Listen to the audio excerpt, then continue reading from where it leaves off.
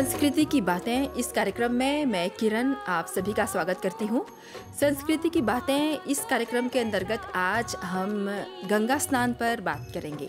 गंगा स्नान एक ऐसा पर्व है जो हम हमेशा से मनाते आए हैं, लेकिन इस पर्व को मनाने के लिए मॉरिशस में एक समय था, लगभग हम 1940-50 की बात कर रहे हैं, जब ये पर्व उतना लोकप्रिय नहीं हुआ था और इसको मनाने के लिए एक बृहद अभियान चला था। सिर्फ गंगा स्नान नहीं, बल्कि गंगा स्नान के साथ साथ जो भी हमारे पर्व त्योहार हैं उनको मनाने के लिए एक अभियान चला था, क्योंकि कहते हैं कि जब तक आप अपने पर्व मनाएंगे तब तक आपकी संस्कृति ज़िंदा रहेगी, और तब तक आपकी संस्कृति ज़िंदा रहेगी जब तक आप अपनों के साथ मिलेंगे, जब तक कि एक सामाजिक एकता होगी। मतलब कि पर्वों का, त्योहारों का सामाजिक एकता और राष्ट्रीय एकता का, इन सब का बहुत गहरा संबंध है। लेकिन आज इस पर्व का जो आध्यात्मिक अर्थ है, इस पर्व का जो वैज्ञानिक अर्थ है और साथ में इसका जो धार्मिक अर्थ है, इन सभी बातों पर हम चर्चा करेंगे। और आज इस कार्यक्रम में हमारे साथ एक मेहमान हैं और आप हैं श्री आचार्य पवन प्रवीण तिवारी जी। नमस्कार आचार्य जी। आप उमानाथ मंदिर मोंट ब्लांच से हैं और इस कार्यक्रम में आपका स्वागत करते हुए हमें बहुत हर्ष हो रहा है। एक बार फिर नमस्कार।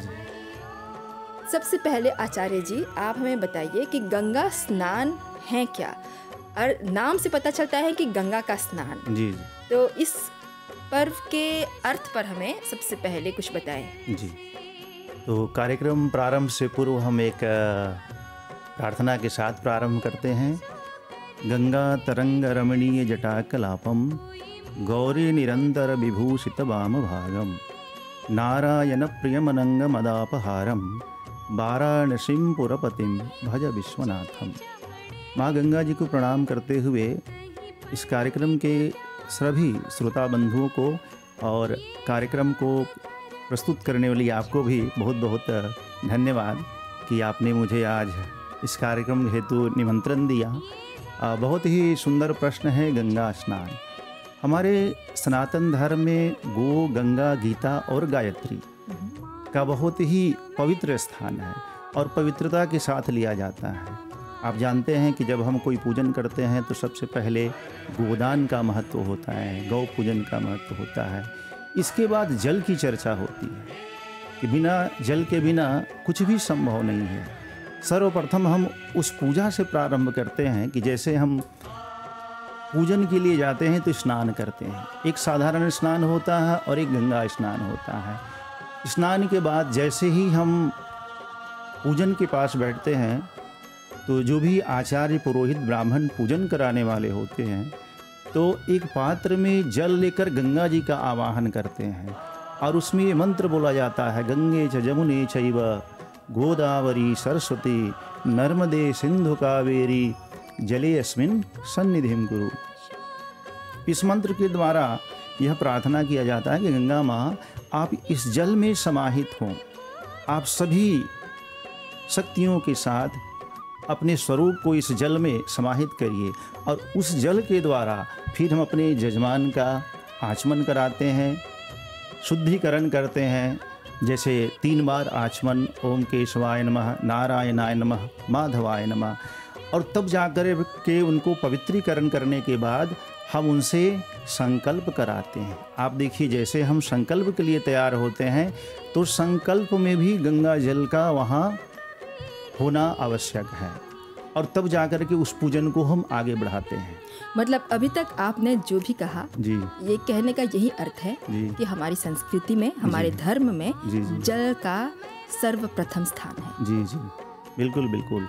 अब हम इस कार्यक्रम को और आपके प्रश्न को आगे बढ़ाते हैं। जैसे गंगा स्नान पर आपने कहा, तो जैसे हमारे जो कर्मकांड की प्रक्रिया है, पूजन पद्धति की प्रक्रिया है, उन सब में गंगा जल का बहुत ही महत्व है।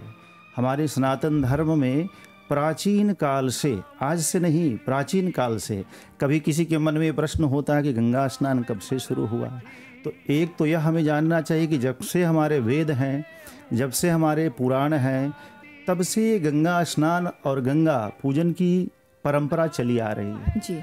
ठीक वैसे ही हमारे पंचांग के अनुसार बुधवार के दिन कार्तिक पूर्णिमा है और उसी कार्तिक पूर्णिमा को इस हम लोग बुधवार को? जी 5 नवंबर को मतलब गंगा स्नान 5 नवंबर गंगा बुधवार को स्नान 5 नवंबर को है। जी हाँ। तो 5 नवंबर को गंगा स्नान पर सभी लोग हम इकट्ठा होते हैं। उसको हम लोग पूर्णिमा न जान करके गंगा स्नान जानते हैं। जी हाँ। और आपका प्रश्न भी रहा कि गंगा स्नान क्यों महत्वपूर्ण है। जी। तो आप जाने कि हम थोड़ा विस्तार से चर्चा करते हैं गंगा स्नान को, अवश्य। तब हम गंगा स्नान पर आते हैं।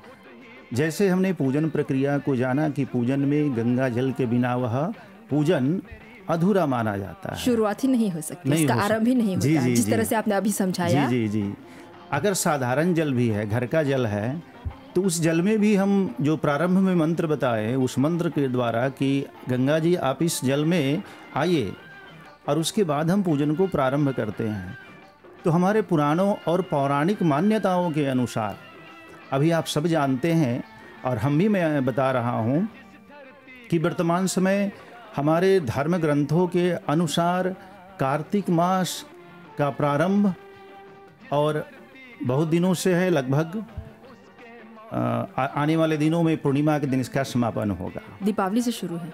नहीं, कार्तिक मास का प्रारंभ तो पहले आश्विन पूर्णिमा के बाद जो निश्चित तिथि है मुझे तो नहीं मालूम, लेकिन पंचांग में कार्तिक कृष्ण प्रतिपदा से लेकर के कार्तिक पूर्णिमा तक, अच्छा। इंग्लिश डेट मुझे कुछ ऐसा याद नहीं है, लेकिन कार्तिक कृष्ण पक्ष यानी जैसे हम लोग देवपख की पूर्णिमा समाप्त करते हैं, उस पूर्णिमा के बाद जो कृष्ण पक्ष यानी अंधेरी रात का जो पहला दिन होता है, उस दिन से कार्तिक मास और समापन गंगा स्नान कार्तिक पूर्णिमा के दिन होता है। अच्छा। अब हम लोग यह जानते हैं कि गंगा स्नान सिर्फ पूर्णिमा के दिन ही होता है, ऐसा हमारे मन में आता है या सब लोग जानते हैं। लेकिन कहा गया कि कार्तिक मास पूरे जो होता है वह गंगा स्नान के लिए बड़ा ही पवित्र समय माना जाता है। हमारे स्कंद पुराण में इसका उल्लेख मिलता है कि न कार्तिक समो मासो न कृतेन समम युगम न वेद शास्त्रम सदृशम न तीर्थो गंगया समम।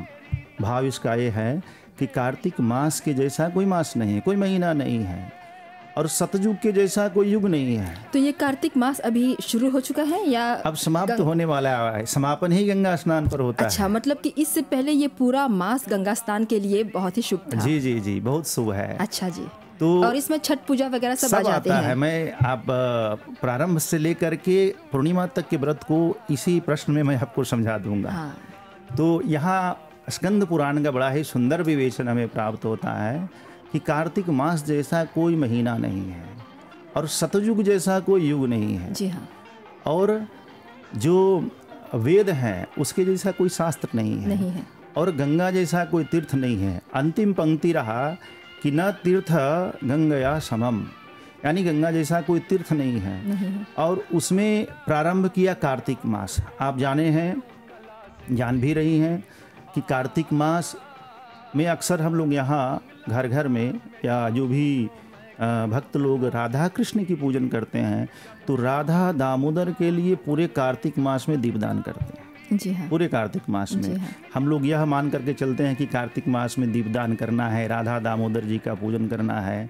तो जैसे मैं आपसे बताया कि आश्विन पूर्णिमा यानी देवपख की पूर्णिमा के बाद कृष्ण पक्ष की प्रतिपदा से ही कार्तिक मास का तुलसी पूजन, दीपदान और पूरा गंगा स्नान एक मास का प्रारंभ हो जाता है, प्रतिपदा से लेकर कार्तिक पूर्णिमा तक। जैसे चौथे दिवस पर हम लोग आते हैं, जैसे चतुर्थी तिथि, कार्तिक मास की कृष्ण पक्ष की चतुर्थी तिथि, उस दिन सबसे पहले करवा चौथ मनाया जाता है। जी हाँ। कार्तिक मास में जी हाँ। करवा चौथ जैसे ही समाप्त आता है तो जैसे हम आगे बढ़ते हैं तो वैसे तो प्रतिदिन विशेष है, लेकिन हम मुख्य पर्वों को आपको बता रहे हैं। सबसे पहले धनवंतरी जयंती, धनतेरस, दीपावली के 5 दिवसीय दीपोत्सव पर्व पर पहले दिन धनवंतरी पूजन, धनतेरस, दूसरे दिन छोटी दीपावली और नरक चतुर्दशी, जी हाँ। तीसरे दिन दिवाली, चौथे दिन गोवर्धन पूजा और 5वें दिन जो है भाई दूज। अब जब हम ये दीपावली समाप्त कर लेते हैं, भाई दूज के बाद का जो समय होता है, उसके बाद 4 दिनों का छठ पर्व प्रारंभ होता जी है। हाँ। और जैसे हमने चतुर्थी से लेकर के सप्तमी तक, यानी कृष्ण कार्तिक शुक्ल पक्ष की सप्तमी से लेकर अष्टमी तक जब हम छठ पूजा समाप्त कर लेते हैं, तो सप्तमी के बाद अष्टमी तिथि आता है। उस दिन जो है गौ पूजा होता है, जिसे हम गोपाष्टमी के नाम से जानते हैं। प्रारंभ में मैंने आपसे बताया कि हमारे यहाँ गो, गंगा और गीता, गायत्री का बड़ा महत्व है। गो, गंगा, गीता और गायत्री। तो यहाँ गौ माता गोपाष्टमी के दिन पूजन हो गया। वह भी हमारे लिए समय कार्तिक मास में ही प्राप्त हुआ। और गंगा की बात ही हो रही है, तो गंगा की चर्चा हम कर रहे हैं। तो अष्टमी जैसे हमने समाप्त किया, तो नवमी के दिन यानी कार्तिक शुक्ल नवमी के दिन हम लोग आंवला पूजन करते हैं। आंवला नवमी के नाम से जाना जाता है। आंवला मतलब वो जो फल है? जी जी, जो फल है वह पवित्र माना जाता है। बिल्कुल, उसमें विष्णु जी का वास माना जाता है। और नवमी के दिन अक्षय मतलब होता है, हमारे संस्कृत में कहा गया, जो कभी समाप्त नहीं होता है वह अक्षय होता है। और नवमी के दिन होने से उस दिन विशेष फल प्राप्त होता है। माना गया कि सतयुग का प्रारंभ उस दिन हुआ, अक्षय नवमी के दिन। और दूसरा वैशाख मास के दिन, वैशाख शुक्ल तृतीया का वर्णन होता है। तो ये दोनों बड़ा ही पवित्र हमारे यहाँ है। और इस दिन यदि आप कोई कार्य करते हैं तो आपका वह अनंत गुना फल प्राप्त देता है। जी जी जी, उस पूजन के द्वारा। अब जैसे अक्षय नवमी हमने समाप्त किया, अब दशमी तिथि पर आते हैं। दशमी तिथि को हम लोग एकादशी की तैयारी प्रारंभ करते थे। जैसे आप देखें, अभी शनिवार के दिन हरि प्रबोधनी एकादशी था। हरि प्रबोधनी एकादशी की रात्रि जागरण, शालिग्राम और तुलसी जी का विवाह, और द्वादशी तिथि फिर पारण का दिन होता है। तो ये 3 दिनों तक दशमी, एकादशी, द्वादशी हम लोग भगवान जब चातुर्मास से शयन से जागते हैं तो उनको हम देवोत्थान एकादशी के दिन जागरण कराते हैं। उत्तिष्ठ उत्तिष्ठ गोविंदा, ऐसा भाव लेकर के भगवान विष्णु जी को जगाते हैं। और तब जाकर के द्वादशी के दिन हम लोग पारण करते हैं। अब जैसे द्वादशी हुआ तो आज त्रयोदशी के दिन आपसे चर्चा कर रहे हैं। जो संस्कृति के आपके जो प्रश्न क्या है कार्यक्रम, संस्कृति की बातें। संस्कृति की बात है। तो एक प्रश्न पर, आपके गंगा स्नान के प्रश्न पर हम पूरा कार्तिक मास के पर्व को आपसे चर्चा कर रहे हैं। तो आज कार्तिक शुक्ल त्रयोदशी है और सोमवार का दिन है। सायंकालीन शिव प्रदोष जी के समय, सोमवार के दिन शिव प्रदोष का व्रत है। आज जो है शाम को भगवान शिव जी का पूजन करने का विधान है, वह शिव प्रदोष व्रत के नाम से जाना जाता है। त्रयोदशी के दिन कल चतुर्दशी है। चतुर्दशी के दिन वैकुंठ चतुर्दशी के नाम से जाना जाता है, यानी भगवान विष्णु जी का विशेष पूजा होता है। अब जैसे हमने वैकुंठ चतुर्दशी समाप्त किया, तब जाकर के कार्तिक पूर्णिमा यानी 5 नवंबर को कार्तिक पूर्णिमा गंगा स्नान का समय हमारे यहाँ प्राप्त होता है। इससे और इसी के साथ इस मास का समापन होता है। इसके साथ ही कार्तिक मास का समापन और गंगा स्नान के द्वारा हम लोग ये मान लेते हैं कि हमने गंगा नहा लिया। गंगा नहा लिया। तो अब इस पर एक विचार है, जैसा आपने पूछा कि गंगा स्नान क्यों महत्वपूर्ण है। तो सबसे पहले तो हमारे यहाँ स्कंद पुराण, पद्म पुराण, अन्य पुराणों में भी जो हमारे 18 पुराण हैं, उन पुराणों में भी चर्चा की गई है गंगा स्नान का महत्व और गंगा तीर्थ का। तो आप सभी जानते हैं कि इस मॉरिशस देश में लोग बड़े ही धूमधाम से गंगा स्नान का पर्व मनाते हैं। जी हाँ। और जब इसमें हम उन पौराणिक आख्यानों को यानी उस संदर्भों को देखते हैं कि गंगा स्नान का महत्व क्या है, तो इस कार्तिक मास में प्रातःकालीन ब्रह्म मुहूर्त में गंगा स्नान, ब्रह्म मुहूर्त में सूर्योदय से पहले। तो क्या उस समय, क्योंकि पूर्णिमा होता है, पूर्णिमा की रात होती है, तो क्या उस समय ब्रह्म मुहूर्त में समुद्र में वो जो प्रवाह है वो कम नहीं रहती, या उस वक्त प्रवाह रहता है? तो होता भी है कभी कभी, हाई टाइड लो टाइड है ना, कभी कभी ऐसा हाई टाइड और लो टाइड का होता है। लेकिन अब उस प्रवाह को ध्यान रखते हुए में स्नान करना है जरूर, अवश्य। या फिर जहाँ पर हाई टाइड और लो टाइड का कोई प्रतिबंध है, प्रभाव ना पड़े, अब वहाँ पर जा सकते हैं। अब हम ये देख कर के न जाए वहाँ पर जहाँ हाई टाइड हो। हाँ, जहाँ पर खतरा हो वहाँ तो नहीं जी जाएंगे। जी, एमबीसी के माध्यम से जो भक्त सुन रहे हैं, आप इसका ख्याल रखें। हमारे रेडियो के द्वारा या जो हमारे पुलिस के द्वारा गाइडलाइन होता है उसको पालन करना चाहिए, निर्देशों का तो पालन करना ही चाहिए ज़रूर। तो ब्रह्म मुहूर्त जो सूर्योदय से पहले का समय है, हम इस पर चर्चा कर रहे थे कि कार्तिक पूर्णिमा के दिन आप सूर्योदय से पहले गंगा के जी के तट पर जाएं। वहाँ आप देखें, थोड़ा सा गंगा की उत्पत्ति को समझ लेते हैं। गंगा तट के स्नान से पहले गंगा जी की उत्पत्ति और तब जा कर के हम स्नान पर चर्चा करते हैं। आप सभी जानते हैं कि राजा सगर के 60,000 पुत्र थे। ये राम जी के ही वंशज थे राजा सगर, और उनके 60,000 पुत्र थे। उन्होंने एक बार यज्ञ किया और उस यज्ञ के घोड़े को ले जा करके कपिल मुनि के आश्रम में बांध दिया। और राजा सगर जी ने अपने पुत्रों से कहा कि जाओ उस यज्ञ के घोड़ों को आप ढूंढो। तो उन्होंने ढूंढते ढूंढते उस कपिल मुनि जी के आश्रम में पहुंच करके उन पर व्यंग किया, अपमान किया कि इन्होंने चुरा करके इस घोड़े को लाया। और कपिल मुनि जी भगवान विष्णु जी के ही अवतार हैं। सांख्य के हमारे 6 प्रकार के जो दर्शन है, तो सांख्य फिलोसफी के सबसे बड़े प्रणेता माने जाते हैं कपिल मुनि जी। तो ऐसे कपिल मुनि जी ने अपने ध्यान में भंग जाना, तो उन्होंने उनको श्राप दिया और वहीं जल करके वह भस्म हो गए। सगर के जो 60,000 पुत्र थे, जब सगर के पुत्र अंशुमान जी को यह पता चला कि हमारे जो पूर्वज रहे हैं, हमारे जो परिवार के सदस्य रहे हैं, किस कारण से जल करके भस्म हुए, तो इस कारण का पता लगाने के लिए कपिल मुनि के आश्रम में जाते हैं और उनसे ही विनय निवेदन करते हैं। तो कथा के माध्यम से तो यह हमें सीख लेनी चाहिए कि बड़े ऋषि गुरु ब्राह्मण को हमेशा आदर करना चाहिए। अंशुमान जी ने वैसा नहीं किया जैसे उनके चचेरे और अन्य भाई जो किए। तो इस प्रकार से कपिल मुनि के निर्देशानुसार जो उन्होंने बताया कि आप जो हैं गंगा जी को धरती पर लाइए। तो कैसे लाएं, तो आप इसके लिए कठिन तपस्या करिए। अंशुमान जी ने कठिन तपस्या की, वह भी सफलता को नहीं प्राप्त कर सके। अब उनके पुत्र जो हैं दिलीप जी, राजा दिलीप, वह भी बहुत तपस्या किए, फिर भी गंगा माँ को इस पृथ्वी पर नहीं ला पाए। उसके पश्चात दोनों स्वर्ग को सिधार जाते हैं। अंत में उनके पुत्र राजा भगीरथ हुए।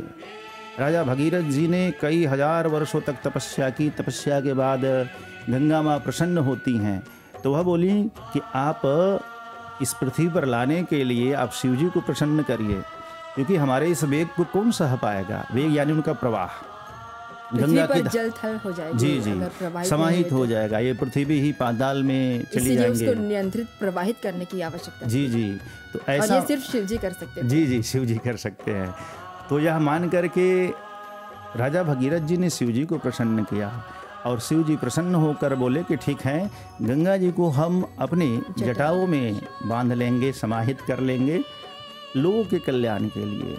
और गंगा माँ को अभिमान हुआ कि क्या शिव जी हमारे इतने बांध पाएंगे। यह सोच करके जब शिव जी ने जाना कि गंगा जी का ऐसा विचार है, ऐसा वह सोच रही हैं कि उनके अभिमान है, तो उन्होंने बहुत वर्षों तक गंगा जी को अपने जटाओं में घुमाते रहा। एक जब शिवतांडव में रावण ने गाया जटाह कटाह संभ्रमम भलम ब्रह्म नीलिम निर्झरी, तो यह कि उनकी जटाओं में कई वर्षों तक गंगा जी घूमते रहीं। अंत में जाकर उनको आभास हुआ कि नहीं, हमारे मन में जो अभिमान था वो मिथ्या था, गलत था। तब शिव जी ने अपने जटाओं से 3 बूंद को छोड़ा। तो एक मंदाकिनी आकाश की ओर, यहाँ धरती पर जो वायु भागीरथी रूप में, और तीसरा जो है वह पाताल में, पाताल गंगा के नाम से जाना जाता है।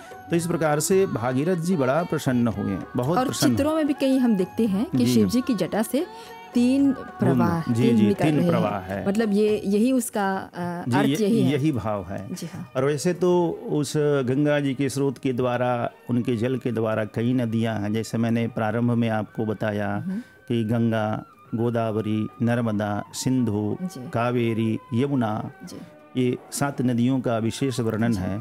और भी बहुत सारे उपनदियां हैं, लेकिन विशेष करके यहाँ हम 3 प्रवाह की चर्चा कर रहे जी हैं। हाँ। तो राजा भगीरथ जी शिव जी से बारंबार प्रार्थना करते हैं कि भगवान आपने हमारे ऊपर बड़ा उपकार किया। राजा भगीरथ जी आगे आगे चलते, गंगा माँ उनके पीछे पीछे। कुछ दूर जाने पर जहनु ऋषि का आश्रम था। गंगा जी ने उनके कुटिया को बहा दिया अपने वेग से। जहनु जी क्रोध से गंगा जी को ही पान कर गए, पी गए। तो बाद में लोगों ने विनय किया तो अपने कान से उनको फिर जल धारा को छोड़ा जी जहनु ऋषि। तो इसलिए एक नाम गंगा जी का जाह्नवी पड़ा। जी हाँ। तो इस प्रकार से आगे बढ़ते हुए राजा भगीरथ जी, जो वर्तमान समय में बंगाल की खाड़ी कलकत्ता है भारत में, जहाँ राजा सगर के 60,000 पुत्र भस्म हुए थे, वहाँ गंगा जी का जैसे जल उनके हड्डियों से स्पर्श हुआ, वह सारे लोग जो है मुक्त हो जाते हैं। अच्छा, तो ऐसा है पंडित जी, अभी कार्यक्रम का लगभग मध्य समय आ चुका है और कार्यक्रम है संस्कृति की बातें। इसके अंतर्गत हम गंगा स्नान पर बात कर रहे हैं। जी जी। गंगा स्नान एक धार्मिक पर्व है, लेकिन मॉरिशस में जो भी अभी आप विस्तार से धर्म के बारे में बता रहे हैं, जब हमारे पूर्वज इस देश में आए थे जी जी। तो कितना, अभी कल हमने 2 नवंबर मनाया, जी जी। कितना दुख उन्होंने सहा, कितनी यातनाएं सही। जी जी। इसके बावजूद इस देश में आज हमारे लगभग सभी पर्व, जो मुख्य पर्व हैं, वो इस देश में पल्लवित हैं, जीवित हैं। कार्तिक मास के अंतर्गत आपने अनेक पर्वों, त्योहारों, पूजाओं का वर्णन किया। मॉरिशस में अभी इसका प्रचलन होने लगा है, लेकिन इससे पहले इस देश में हमारे पूर्वजों ने अपना पूरा जीवन यातनाओं को सहने में, मेहनत करने में, इस देश के निर्माण में उन्होंने बिता दिया। और फिर एक समय आया, वो था 1940, जब प्रोफेसर वासुदेव बिसुंदरयाल जैसे समाज सेवक, राष्ट्रीयवादी आए और उन्होंने पूरे देश में एक अभियान चलाया, विशेष तौर पर शर्तबंद मजदूर के वंशजों के लिए, और कहा कि अगर आप चाहते हैं कि आपका देश विकसित हो, अगर आप सफलता चाहते हैं, तो आपको एक तो शिक्षित होना चाहिए, आपको अपने धर्म के बारे में जानना चाहिए। उन्होंने धर्म का प्रचार शुरू किया, वेद, गीता, रामायण और पौराणिक कथाओं का और वेद का उन्होंने एक साथ प्रचार शुरू किया। साथ में उन्होंने कहा, जब तक आप अपने पर्व नहीं मनाएंगे, तब तक आप लोगों में एकता नहीं आएगी। जी जी। एकता लाने के लिए पर्वों का मनाना, सामाजिक जुटावों, पारिवारिक जुटावों का होना बहुत आवश्यक है। और ये कारण था कि जो पर्वों को लोग नहीं मनाते थे, ऐसे पर्वों को मनाने की प्रथा शुरू हुई। और फिर शुरू हुआ गंगा स्नान को मनाना इस देश में। और शुरुआत में गंगा स्नान बस एक पारिवारिक, एक सामाजिक जुटाव था, जो कि पूरे देश में चला, और इसमें बड़े से लेकर छोटे सभी समुद्र तट पर जाते थे। इसका जो धार्मिक अर्थ है उनको बहुत कम उनको पता था। हमें खुद याद है कि जब हम छोटे थे तो ये एक बहुत खुशहाली वाला एक अवसर था, जब आप सारा काम काज छोड़कर, खाना पीना लेकर आप जाएंगे समुद्र तट, समुद्र में स्नान करना चाहिए, ये हमको पता था। लेकिन समय के साथ अब हम धर्म, इसका जो धार्मिक अर्थ है वो जानने लगे हैं। और धार्मिक के साथ साथ अभी तो आपको पता है, हम एक ऐसे युग में जी रहे हैं जहाँ पर हर एक बात पर सवाल उठाए जाते हैं कि गंगा स्नान क्यों करना चाहिए, किस वक्त करना चाहिए, क्या होता है, क्या लाभ होता है। तो धार्मिक जो पहलू है उस पर आपने बहुत विस्तार से, बहुत खूबसूरती के साथ इसका वर्णन किया। अब हमें ज़रा ये बताएं कि गंगा स्नान, अभी आपने कह दिया कि ब्रह्म मुहूर्त में ये स्नान करना चाहिए, और लेकिन ऐसे बहुत से लोग हैं जो ब्रह्म मुहूर्त में काम कर रहे होंगे या वो शायद ना जा पाए। तो अब आप हमें बताएं कि इस स्नान के बारे में बताएं, और स्नान से क्या लाभ होता है वैज्ञानिक तौर पर, आध्यात्मिक तौर पर, क्योंकि बहुत से लोग हैं, स्वतंत्रता है, ह्यूमन राइट्स है, मानव अधिकार है, जो कि धर्म से इतना नहीं जुड़े हैं। आप जो कि एक धर्म अधिकारी हैं, आप हमें इसका जो साइंटिफिक और इसका जो स्पिरिचुअल मीनिंग है, आध्यात्मिक और वैज्ञानिक, ज़रा वो समझाइए ताकि लोग समझ पाए कि धर्म से क्यों जुड़ना चाहिए। जी जी। तो बहुत ही सुंदर प्रश्न है पुनः आपका, और आपके प्रश्न से लगता है कि आप धर्म अध्यात्म के बारे में काफ़ी रुचि रखती हैं। जी। तो ऐसे आज इस कार्यक्रम के माध्यम से अपने युवाओं और सभी परिवार को मैं बताना चाहूँगा कि हम सभी सनातनीय भाइयों को अपने धर्म के प्रति हमेशा ही जागरूक रहना चाहिए। अवश्य। आप देखिए, हमारे महाभारत में भी मनुस्मृति स्मृति में भी कहा गया, धर्मो रक्षति रक्षिता। जो धर्म की रक्षा करता है, धर्म उसका रक्षा करता है। तो जब आप धर्म के साथ खिलवाड़ करेंगे तो धर्म भी आपका रक्षा नहीं कर पाएगा।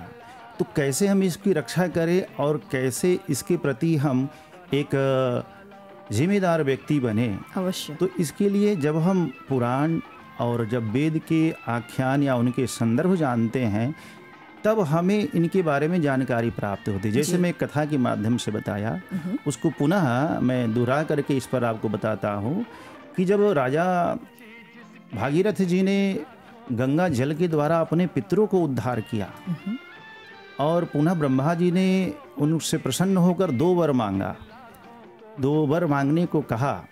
तो ब्रह्मा जी ने जब कहा भागीरथ जी से कि आप मुझसे 2 वर मांगे, तो भागीरथ जी ने कहा कि पहला तो कि गंगा जल के पान से यानी पीने से, उनके सेवन से, स्नान करने से और दर्शन से सभी का उद्धार हो। जब आप धर्म की चर्चा करते हैं तो यहाँ हमारे यहाँ बताया गया कि हमारे सनातन धर्म में जितने भी सनातनी बंधु हैं, उनका जीवन का परम लक्ष्य होता है मोक्ष। मोक्ष यानी कि जब हमारा जन्म हुआ है तो मृत्यु भी निश्चित है। तो जन्म और मृत्यु के मध्य का जो समय है, जो आवागमन का चक्र है, हर व्यक्ति चाहता है कि हम अच्छे कर्म करें और अपने आराध्य इष्ट देव को पूजन करते हुए अंत में हमारी सदगति भी अच्छी हो। तो उनके लिए जीता जागता और जो प्रत्यक्ष है वह हमारे गंगा जी हैं। तो हमारे अनेक ऋषियों महर्षियों ने, जैसे महर्षि वाल्मीकि जी ने अपने गंगा अष्टक में लिखा कि हे गंगे माँ, मैं मनुष्य रूप में न रहना चाहता हूँ। मनुष्य का तो एक सीमित आयु होता है। मैं आपके इस गंगा तट पे रह करके या तो मछली के रूप में या मगरमच्छ के रूप में, वह भी ना हो तो आपके तट पर रहते हुए आपका दर्शन करते रहूं। क्यों? मुक्ति के लिए। हमारे जो 4 संप्रदाय हैं और 4 शंकराचार्य जी हैं, तो उनमें सर्वश्रेष्ठ जो होते हैं वो शंकराचार्य जी। जो आदि शंकराचार्य जी थे, उन्होंने भी अपने द्वारा जो लिखित गंगा स्तोत्र था, उन्होंने कहा कि माँ, हम इस आवागमन से मुक्त हो करके आपके जल में किसी न किसी रूप में या आपके तट पर जो वृक्ष हैं उसमें निवास करते हुए आपको दर्शन करना चाहता हूँ। ठीक वैसे तुलसीदास जी ने भी अपने काव्य में लिखा कि गंगा का सेवन, गंगा जल का आचमन और गंगा जी का दर्शन, ये हमारे अत्यंत आध्यात्मिक लाभ देता है। जो आप अध्यात्म की चर्चा की है, सेवन, आचमन और दर्शन। जी। आप देखिए, जब आप दुखी होते हैं, जैसे पूर्वज की आपने चर्चा की, प्राचीन काल में या बहुत समय पहले जब हमारे गिरमिटिया भाई बिहार या उत्तर प्रदेश से मॉरिशस में आए, तो अपने साथ हनुमान चालीसा, भगवत गीता, रामायण लेकर आए थे। दुख के क्षणों में पढ़ करके वह सुख की अनुभूति प्राप्त करते थे। तो वैसे ही जब प्राचीन काल से या बहुत समय पहले से जो लोगों ने अपने यातना को झेला, लोगों के द्वारा दुख को झेला, तो ऐसे पवित्र स्थान पर बैठ करके ध्यान, मनन और उनके बारे में, यानी जिनको आप पूजा करते हैं, जिस किसी देवी के या देवता के बारे में, तो यहाँ चूँकि गंगा स्नान है, तो जब आप गंगा जी के तट पर बैठ करके गंगा जी के बारे में आप सोचते हैं, तो गंगा जी की कृपा अवश्य आपको प्राप्त होगा। उनके बारे में ध्यान करते हैं तो अवश्य आपको कृपा प्राप्त होगा। तो इस प्रकार से यहाँ आप देखें कि जो गंगा स्नान है, हमारे जो 4 पुरुषार्थ होते हैं जीवन में, जी हाँ, धर्म, अर्थ, काम और मोक्ष। सबसे पहले धर्म कहा गया। तो जब हम सनातनी बंधु, हम जब जितने सारे सनातनी बंधु हिंदू में जन्म लिए हैं, तो हमारा यह कर्तव्य होता है कि हम धर्म को माने। और धर्म में यह बताया गया कि कैसे गंगा जी का पूजन करना है, कैसे गंगा स्नान करना है, तो उसके बताए हुए अनुसार हमें आगे बढ़ना चाहिए अवश्य। और जब आप उस पर बढ़ेंगे, जब आपके जैसे गुरु, ब्राह्मण, आचार्य या हमारे जो शास्त्र हैं जो निर्देशित करते हैं, जो आपको एक निर्देश देते हैं, उनके विपरीत कार्य नहीं करना चाहिए। तो यहाँ एक तो यह कथा के माध्यम से हमें यह प्राप्त हुआ कि गंगा जल जो है और गंगा जी हमारे पितरों को उद्धार करती है। आखिर गंगा जल का महत्व क्या है? हमारे पुराण की कथा के अनुसार राजा भगीरथ जी ने गंगा जी को पृथ्वी पर ला करके अपने पितरों का उद्धार कराया। तो वैसे ही आज हम भी गंगा जी की उस पवित्रता को धारण करेंगे। और कैसे पवित्र होंगे? गंगा स्नान के द्वारा। तो आपने एक और प्रश्न किया कि ब्रह्म मुहूर्त में नहीं कर सकते, तो हमारे यहाँ प्रातः, मध्याह्न और सायं, जी, सुबह, दोपहर, शाम, जी हाँ, तो जैसे जिसके पास जो समय हो उस प्रकार से आप स्नान को पूर्ण कर सकते हैं। लेकिन जो पहला स्नान बताया गया वह प्रातः काल ब्रह्म मुहूर्त का प्रभावी कुछ और होता है। सूर्योदय से पहले, जी हाँ, सूर्योदय से पहले करना चाहिए। न हो सके उसके बाद करें। अब स्नान विधि को थोड़ा समझ लेते हैं। जी हाँ। कहा गया कि जब आप गंगा स्नान करने जा रहे हैं तो हो सकता है कि आप थोड़ा दूर पैदल चल करके जाएं। यदि आपको अधिक पुण्य अर्जित करना है तो थोड़ा सा एक तीर्थ करें। जी जी, चलकर थोड़ा तीर्थ करें। चलकर पद यात्रा करते हुए उस तीर्थ तक पहुँचे। यानी वो आप तीर्थ जा रहे हैं, जैसे हमारे यहाँ गंगा तालाब तीर्थ है, तो आप पद यात्रा करते हुए जाते हैं ना। जी हाँ।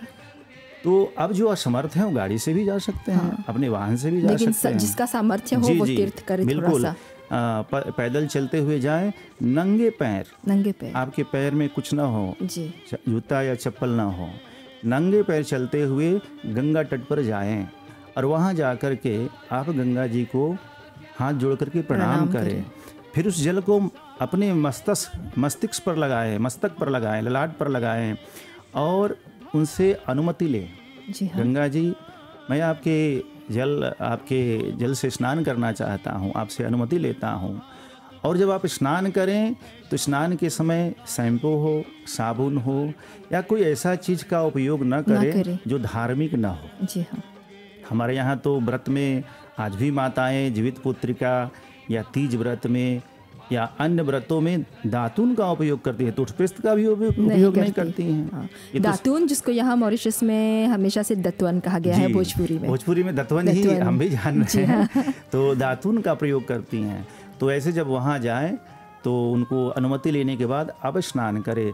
स्नान करते समय जैसे ही आप में से किसी का, जो भी आप कार्यक्रम के माध्यम से सुन रहे हैं, कि आप अनुभव करिए कि जो गंगा जी का जल है कोई साधारण जल नहीं है। एक साधारण जल और गंगा जी के जल में अंतर है। जब आप स्नान करते हैं तो उस स्नान के साथ 3, 5, 7, 10, 11 ये डुबकी लगा सकते हैं, एक भी लगा सकते हैं अपने सामर्थ्य के अनुसार। जो वृद्ध हैं उनके लिए तो मुश्किल होगा। और बहुत तेज कूद कर के भी छलांग लगाते हुए गंगा में नहीं कूदना चाहिए, ये भी मना है। अब यहाँ पर एक आप सबके मन में प्रश्न हो या न हो, मैं आप सबसे, लेकिन मैं ही बता रहा हूँ कि आप में से सुनने वाले प्रश्न कर सकते हैं या आजकल के जो नौजवान हैं वो भी प्रश्न कर सकते हैं। यहाँ तो समुद्र तट है, आप गंगा जी की चर्चा कर रहे हैं। हम समुद्र तट ही पर जाते हैं क्योंकि ऐसा मानते हैं कि गंगा मैया समुद्र में ही आकर मिलती है। तो जो हम कथा बताएं, जी हाँ, कि गंगोत्री से लेकर के जहाँ राजा भागीरथ जी गए कपिल मुनि के आश्रम में, वहाँ गंगा जी जा कर के उसी में मिल जाती हैं। जी हाँ, गंगा सागर में। तो उस स्थान का गंगा सागर नाम पड़ा। और हर वर्ष संक्रांति या गंगा स्नान बड़ा प्रसिद्ध मेला लगता है। कहाँ? गंगा सागर, बंगाल, कलकत्ता में। अच्छा। हमारे बनारस में भी, मैं काशी बनारस से हूँ। अच्छा जी। हमारे बनारस में भी या जहाँ जहाँ गंगा नदी है या छोटी नदी है, बड़ी नदी है, सभी नदियों पर प्रसिद्ध मेला होता है कार्तिक स्नान का। कार्तिक स्नान, गंगा स्नान। अंततः तो वहाँ जाकर बड़े समुद्र में ही मिली। जी। तो जो वहाँ मिलने का स्थान है गंगा जी और समुद्र का, जी हाँ, तो वहाँ विशाल मेला लगता है और बड़े अधिक संख्या में श्रद्धालु लोग उपस्थित होते हैं। अब यह हमें समझना चाहिए कि वही गंगा उस समुद्र में जाकर के मिली जी, तो उसी भाव, आस्था और विश्वास के साथ समुद्र में भी हम स्नान करते हुए नियम पालन करना चाहिए अवश्य। क्योंकि भगवान श्री कृष्ण भी कहते हैं कि समुद्र में भी मैं ही हूँ और जो भी गंगा का स्रोत है, प्रवाह है, उसमें भी मैं ही हूँ।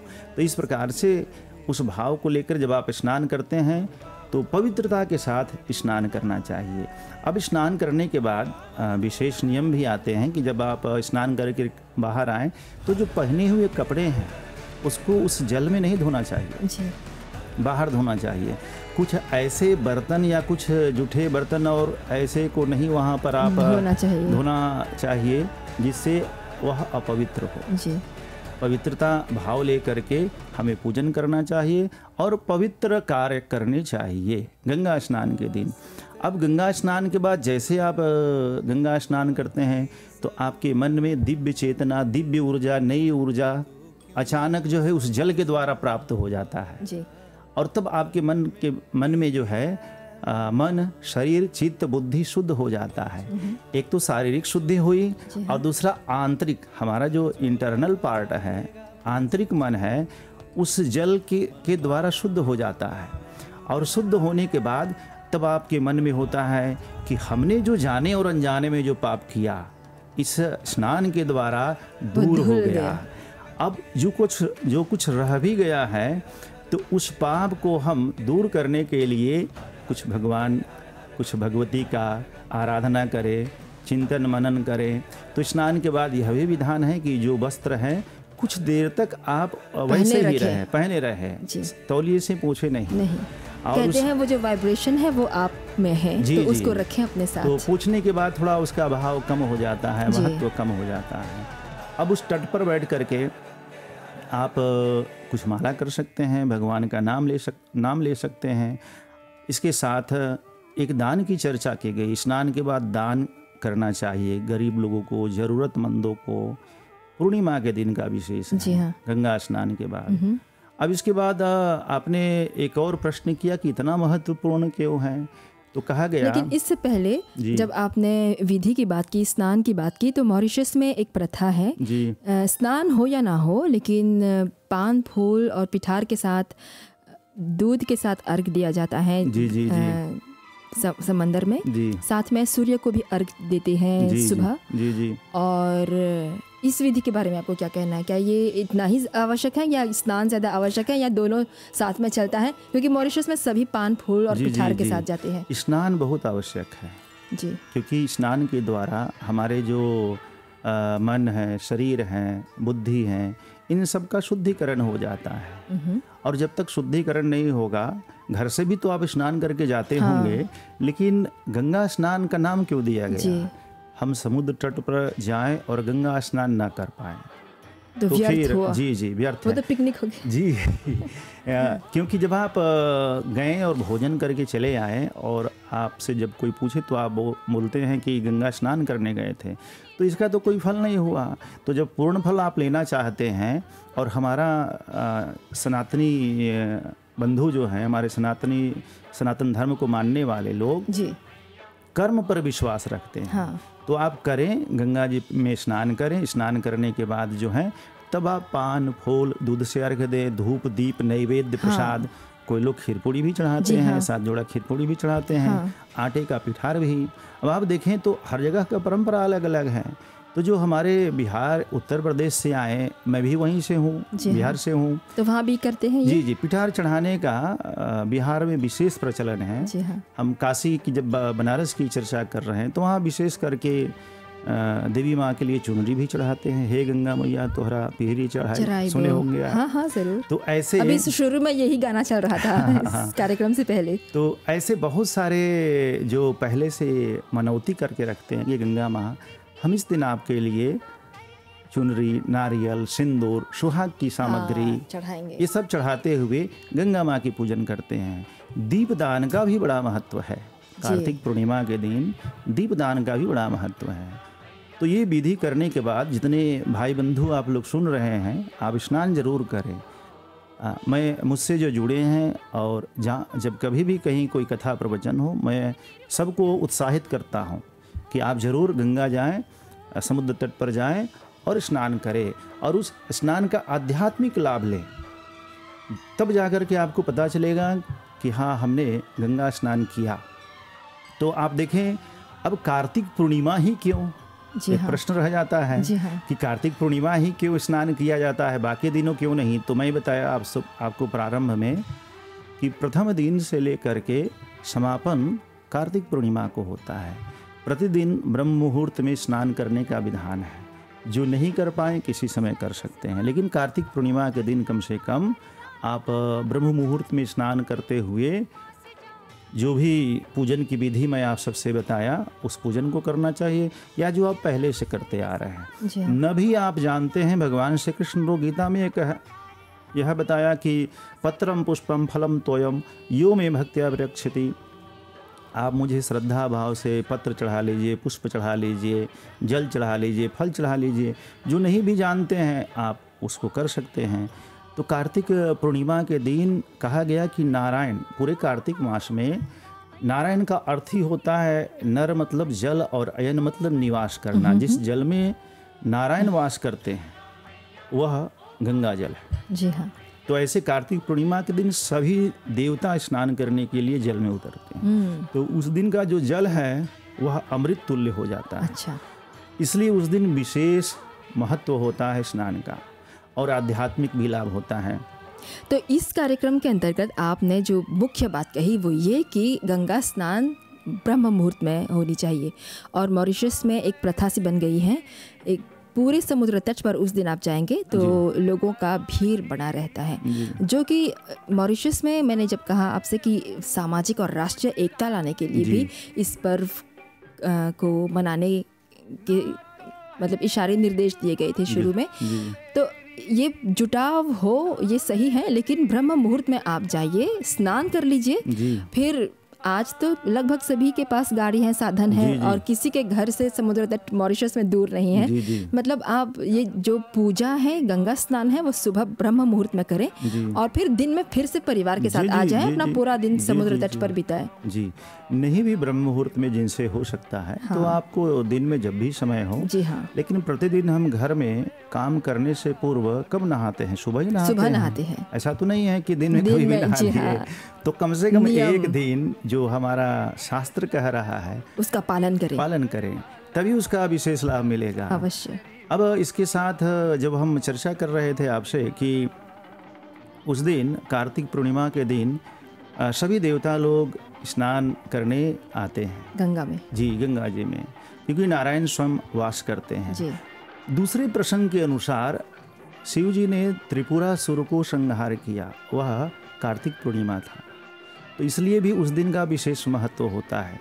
तीसरे प्रसंग के अनुसार भगवान विष्णु जी ने मत्स्य अवतार लिया था, तो यह भी वही दिन था कार्तिक पूर्णिमा। मतलब मछली अवतार, तो उस दिन अवतार लिया था, तो इसलिए यह दिन महत्वपूर्ण होता है। मत्स्य अवतार के साथ संपर्क हो जाए। जी सभी का, यहाँ शिव जी के साथ भी आपका हो रहा है, और भगवान विष्णु जी के साथ जी, और जो हमारे गंगा माँ है, गंगा जी को माँ कह करके संबोधित किया गया अवश्य, तो गंगा माँ का भी सानिध्य और उनकी कृपा आपको प्राप्त हो रही है। तो यह तो स्नान से संदर्भ रहा। अब आप देखिए कि जैसे आप कार्तिक पूर्णिमा के दिन यह मिल करके परिवार के साथ स्नान करते हैं, सुबह से लेकर के कोशिश हो कि शाम तक भी, लेकिन सनसेट से पहले हो जाए तो ठीक है, जिनको समय जैसा हो। क्योंकि विशेष करके दिन का ही स्नान का विशेष विधान है। सूर्यास्त से पूर्व जैसे जैसे जो समय बताया गया। अब सायंकालीन में क्या इसका विशेष महत्व है वह भी मैं आपसे चर्चा करके बताता हूँ। अभी हम आपसे चर्चा किए कि कार्तिक अमावस्या के दिन हम लोगों ने दीपावली मनाई, सब लोग मिल करके। उस पूर्णिमा के दिन, कार्तिक पूर्णिमा के दिन देवताओं का दीपावली माना जाता है। देवताओं का, जब शिव जी ने त्रिपुरासुर का वध किया तो सभी देवताओं ने काशी बनारस में गंगा घाट के किनारे दीप जलाए। तब से उस दिन देव दीपावली नाम से यह प्रसिद्ध रहा। कौन सा दिन है ये देव दीपावली? 5 नवंबर पूर्णिमा के दिन। अच्छा, बुधवार। अच्छा, गंगा स्नान को देव दीपावली भी कहते हैं। जी। और जब से मैं यहाँ कार्य कर रहा हूँ मॉरिशस में, जो हमारी परंपरा, चाहे बिहार की परंपरा हो या हमारे उत्तर प्रदेश पूर्वांचल या भारत की जो भी परंपरा है, जो हम हमारे धर्म से जुड़े हुए हैं, उन सबको मैं सभी भक्तों के मध्य रखता हूँ। जैसे मैंने कार्तिक मास की विशेषता में प्रथम दिन से लेकर के पूर्णिमा तक को मैं आपसे बताया। जी हाँ। अब आप एक प्रश्न आपने और किया कि पारिवारिक और सामाजिक क्या महत्व, राष्ट्रीय महत्व क्या है। आप देखिए कि जो गंगा स्नान होता है, साधारण दिनों में हम कभी इकट्ठा नहीं होते, एकत्र नहीं होते हैं, और इस तरह से नहीं होते जैसे कि गंगा स्नान के जैसे गंगा स्नान के दिन होते हैं। लोग छुट्टी लेकर गंगा स्नान मनाने जाते हैं। तो लोग उस दिन बहुत दिन पहले से कि गंगा स्नान कब है हम सभी पूछते हैं, कैलेंडर के द्वारा भी देखते हैं। और यही कारण है कि गंगा स्नान से पहले आज हम ये कार्यक्रम भी कर रहे हैं संस्कृति की बातों में। जी। तो बहुत पहले से लोग तैयारी कर लेते हैं उस दिन छुट्टी लेकर के कि गंगा स्नान। तो हम जब से यहाँ हैं तो मॉरिशस में जितने भी मॉरिशस वासी हैं गंगा स्नान को आज भी जीवंत बनाए हुए हैं। जी हाँ। और बड़े धूमधाम से मनाते हैं। तो इस कार्यक्रम के माध्यम से मैं यह कहना चाहता हूँ कि जब आप उस दिन जाएं गंगा तट पर तो परिवार के साथ जाएं। साधारण दिनों में आप नहीं जाते हैं, लेकिन वह विशेष दिन है, वहाँ सभी लोग मिलते हैं। आपके पड़ोसी भी मिलेंगे, मित्र रिश्तेदार हो सकते हैं, दूसरे गांव के भी लोग आपसे मिलेंगे। और मिल करके जब हम वहाँ गंगा स्नान करते हैं तो उस गंगा स्नान का सामाजिक और सांस्कृतिक यह महत्व है कि वहाँ कोई भेदभाव नहीं होता है। बिल्कुल नहीं होता, सब बराबर होते हैं। जी, सब बराबर होते हैं। ऊंच नीच, जात पात, ज्ञानी अज्ञानी, गरीब अमीर, किसी का कोई भेदभाव नहीं होता है। तो यह गंगा स्नान हमें सुअवसर देता है कि आप इन सब दूरियों को मिटाते हुए, सब भेदभाव को मिटाते हुए आप गंगा स्नान करें। और सबसे बड़ा तो यही आध्यात्मिक लाभ है कि हम लोग अलग अलग विचार वाले भी वहाँ एकत्र हो करके एक ही तट पर सब लोग स्नान करते हैं। जी हाँ। और उसी तट पर सब मिलकर भोजन भी बनाते हैं। जी हाँ। तो यह गंगा जी की तो कृपा है। और मतलब प्रसाद की तरह आपस में बांटते भी हैं। तो सांस्कृतिक और सामाजिक बड़ा ही महत्व है। अब आप जब देखें राष्ट्रीय बात कर रहे हैं कि राष्ट्रीय स्तर पर क्या है, तो बाकी दिनों में दूसरे छोटे छोटे पर्व पर हम उतने राष्ट्रीय स्तर पर नहीं वहाँ पर एकत्र हो पाते हैं। लेकिन जब गंगा स्नान होता है तो उस दिन हम लोग सब लोग एकत्र होते हैं। राष्ट्रीय स्तर पर यज्ञ भी होता है। यज्ञ का प्रावधान किया जाता है। और साथ में कई समुद्र तटों पर आप देखेंगे कि अन्नदान भी किया जाता है। जी, बहुत सारे कार्यक्रम यहाँ पर, चाहे टेम्पल फेडरेशन हो, हिंदू महासभा, हिंदू हाउस, या जितने सांस्कृतिक या सामाजिक और धार्मिक संगठन हैं, सब लोग सरकार के द्वारा भी भक्तों के लिए बहुत सारे कार्य बहुत दिनों से कराते आ रहे हैं। तो इस प्रकार से यहाँ सामाजिक और सांस्कृतिक का भी बड़ा महत्व है। अब हम वैज्ञानिक पर चर्चा करते हैं कि आजकल के बहुत सारे लोग नए नए ज्ञान प्राप्त कर लेते हैं। लेकिन एक शब्द हम कहना चाहेंगे आपसे कि जहाँ से विज्ञान का अंत होता है वहाँ से धर्म प्रारंभ हो जाता है। धर्म और अध्यात्म। जी, जब आप धर्म से जुड़ेंगे तो अध्यात्म स्वतः आपके अंदर जागृत हो जाएगा। लेकिन धर्म से जुड़ेंगे तब। तो धर्म और अध्यात्म इन दोनों का बड़ा ही महत्वपूर्ण हमारे जीवन में स्थान है। तो विज्ञान, सारे वैज्ञानिकों ने गंगा जी पर बहुत रिसर्च किया, बहुत शोध किया कि साधारण पानी खराब हो जाते हैं बोतल में रखने के बाद, लेकिन गंगा जल कभी नहीं खराब होता है। तो कारण इसका, और गंगा को पानी भी नहीं कहते, जल कहते हैं। जल कहते हैं जी। तो इसका जो आध्यात्मिक पक्ष और वैज्ञानिक पक्ष है कि जैसे हिमालय से निकली माता गंगा, तो यह जल अनेक औषधियों से युक्त होती है। जी हाँ। इसी कारण है कि गंगा जल जो है वह कभी खराब नहीं होता। और इन गंगा जल के द्वारा स्वास्थ्य लाभ भी बहुत प्राप्त करते हैं। जैसे जहाँ जहाँ प्रदूषण है तो वहाँ तो नहीं कह सकते हैं, लेकिन आप गंगोत्री के आसपास देवप्रयाग इतने निर्मल जल हैं कि उस जल के पान करने के बाद भी स्वयं बहुत सारे लोग चमत्कार बताए हैं। जब आप गंगोत्री, केदारनाथ, बद्रीनाथ जाएंगे तो आज भी लोग उस जल को चमत्कारी मानते हैं। और यह गंगा जल ही तो है कि आपको यदि पूजा प्रारंभ करना हो तो बिना आचमन के बाद आप पवित्र नहीं हो पाते हैं। इसके बाद कोई घर में किसी का अंतिम क्षण होता है, उस समय भी गंगा जल का पान कराते हैं। इसके पीछे जो कथा मैंने बताया कि राजा भागीरथ जी अपने पितरों का उद्धार गंगा जल से कराया। तो हमारे हिंदू समाज में यह मान्यता है कि हमारे भी जब कोई पूर्वज या परिवार जिनका देहांत हुआ, तो उनको मोक्ष के लिए गंगा जल का पान या उनके अस्थियों को गंगा जल में विसर्जन करते हैं। जी हाँ, यही पुरानी परंपरा है। हाँ, इसके पीछे देश विदेश से वहाँ पर जी, जी, विसर्जन करने आते जी, हैं। हर कोने कोने से लोग वहाँ पहुँच करके अस्थियों का विसर्जन करते जी हैं। हाँ, तो वैज्ञानिक भी अंत में यह मान लिए कि गंगा जल कोई साधारण जल जल नहीं है। तो मेरे विचार से कि प्रथम दिन से लेकर के पूर्णिमा तक का जो कार्तिक मास का है उसका महात्म्य बताएं, गंगा जल और गंगा स्नान का महात्म्य बताएं। गंगा का अर्थ ही है कि जो हमारे पापों को धुल करके हमें हमारे अंदर नई ऊर्जा, नई चेतना और आत्मशुद्धि करे, जी, वह गंगा जी हैं। अब इसका मतलब ये नहीं कि हम 100 पाप कर लिए और गंगा जी नहा लिए और कहेंगे कि पाप धुल गया और फिर ऐसा से नहीं करेंगे अगले वर्ष फिर से धो जी लेंगे। जी, गंगा जी में नहाने से पाप धुल जाते हैं, वो अनजाने में किए हुए, हाँ, जानबूझ करके नहीं। तो यह अवश्य विचार करना चाहिए कि नहीं, जो हमसे अनजान में पाप हुए हैं, हम उस जल से अपने शरीर को पवित्र करेंगे और फिर अपने मन, बुद्धि, चित्त को शुद्ध करने के लिए भगवान की शरण में जाएंगे। तब जा करके हमारा कल्याण होगा।